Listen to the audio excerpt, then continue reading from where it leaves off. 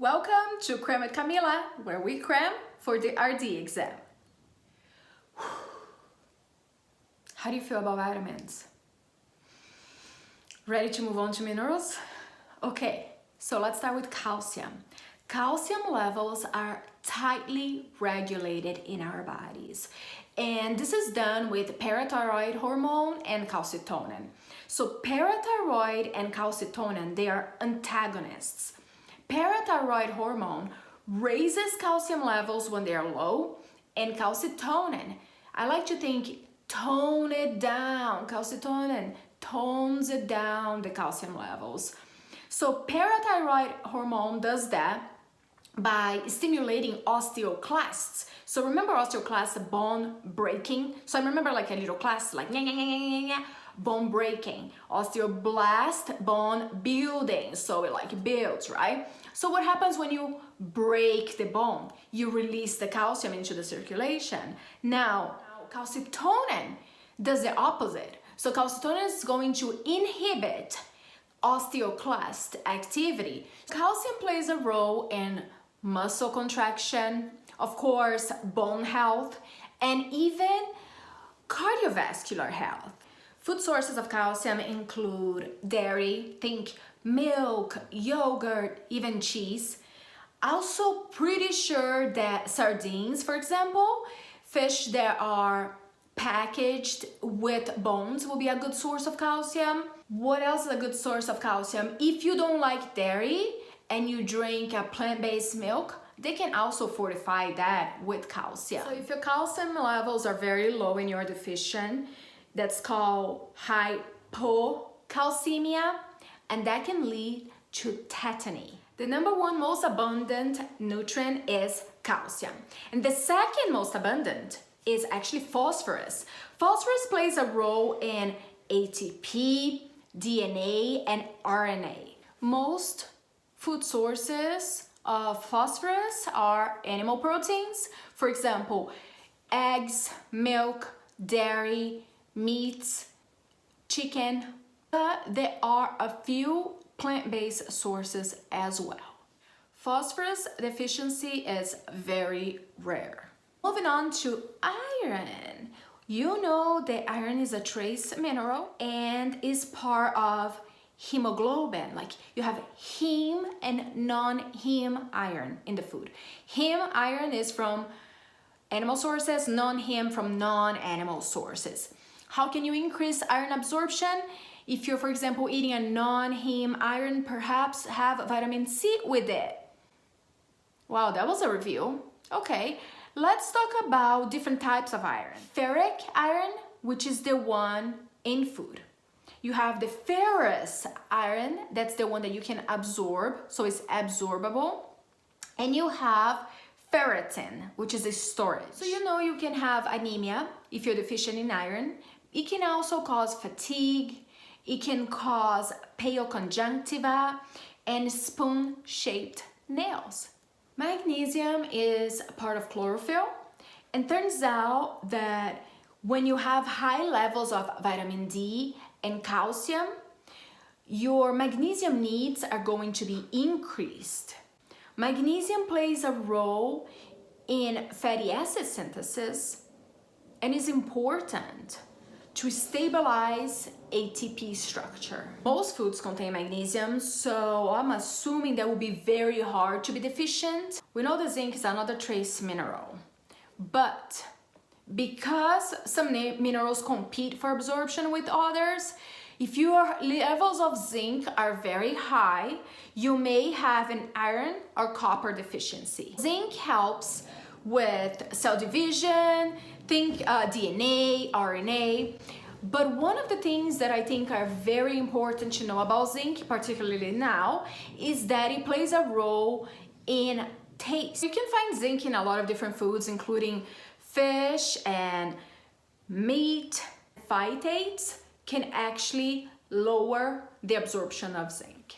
Zinc deficiency can lead to several different things, including poor wound healing, lowered immune function, and even alopecia, where you start losing your hair.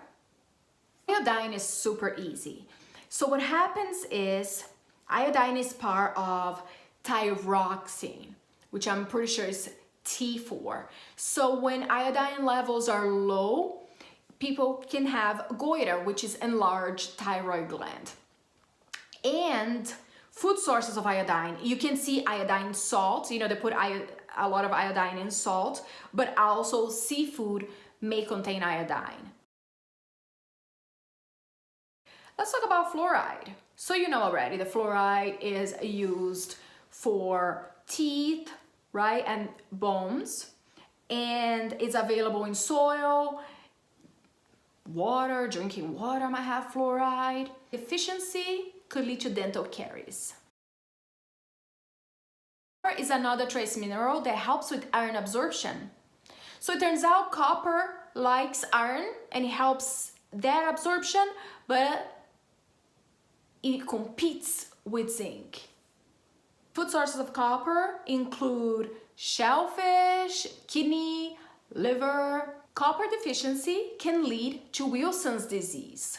So how do you remember that? I think there's a guy named Wilson cooking with a copper pan, and if he doesn't have the pan, he may become deficient in copper.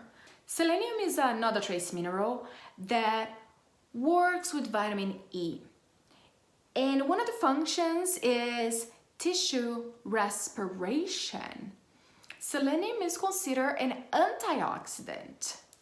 There are several different sources of selenium, including meat, fish, poultry, dairy, and even grains. Selenium deficiency can lead to cardiac myopathy. That's pretty serious. It can also lead to myalgia. Manganese is another trace mineral, plays a role in central nervous system functions. Deficiency is very rare. You get manganese from legumes, nuts, and whole grains. Let's talk about chromium. Chromium helps insulin action and therefore is going to assist glucose metabolism. Chromium absorption will be enhanced by vitamin C. Niacin may also help with the absorption of chromium. Food sources of chromium include liver, oysters, potatoes, and yeast. Should be pretty easy to get chromium then, right? If you're deficient in chromium, could lead to insulin resistance. Don't be deficient in chromium. We discussed that chromium is important in glucose metabolism, but don't forget that zinc also plays a role in glucose metabolism as it enhances the action of insulin. So zinc and chromium help with insulin action and glucose metabolism. Cobalt is stored in our liver. It plays a role in maturation of red blood cells. You can find cobalt from several different food sources, which include grains and legumes and meat. And any cobalt deficiency will be related to a B12 deficiency as well. So we know that sulfur can be part of some sulfur-containing amino acids. Most food sources of sulfur will be animal proteins. So think poultry, eggs, fish, meat. Choline is found in animal protein, also in soybeans, and is a component of lecithin. Helps transport lipids. All right, that was our review of vitamins and minerals. Before I let you go though, I do want to let you know that as energy expenditure increases, our need for some B vitamins is also going to increase. So our need for B1, B2, B3, and B5 is going to increase. Do you know what vitamins those are? Let's try together. Vitamin B1 is thiamine. Vitamin B2 is riboflavin. Vitamin B3 is niacin, and B5 is, you got this, pantothenic acid.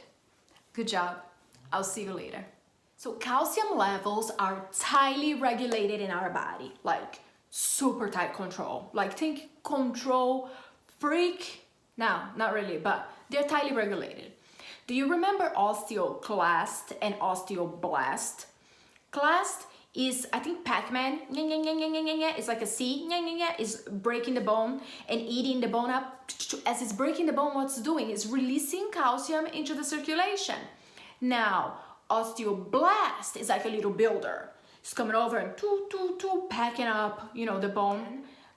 Calcitonin, I like to think tone it down. Hey, calcitonin, man, tone it down, right?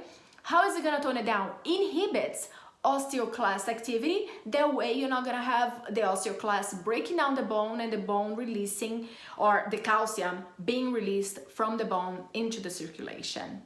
Does that make sense? I hope it does. Can you tell, is it getting dark outside? Who knew it would take me all day to talk about vitamins and minerals? Do I even need to talk about fluoride? I know it's controversial. Let's just not talk about the controversies. Is that how you say it? Controversies?